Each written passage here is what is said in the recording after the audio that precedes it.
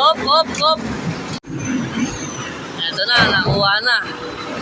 Sige daw, sige daw, sige daw. Ha? Sige.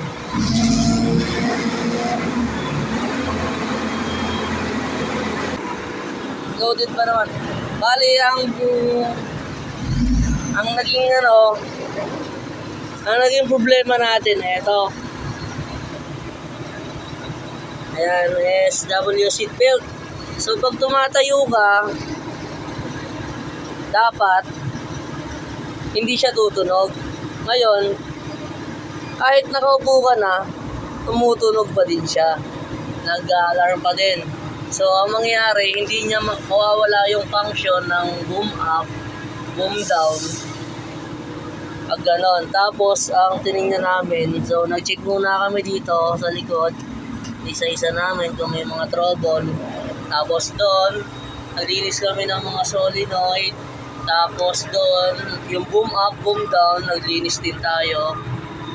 Tapos, eto na yung huli namin ginawa. Asa na? Hindi ko makita. Madilim. Nakita niyo ba itong wire na to? Yan na yung ginawa namin solusyon. So, ayun, siya, yung sensor, seatbelt sensor, nagka-true. Kanina kasi naka-pollution. So, yun yung naging solusyon namin. Ginampiran lang namin, ginamitan namin ng konting magic.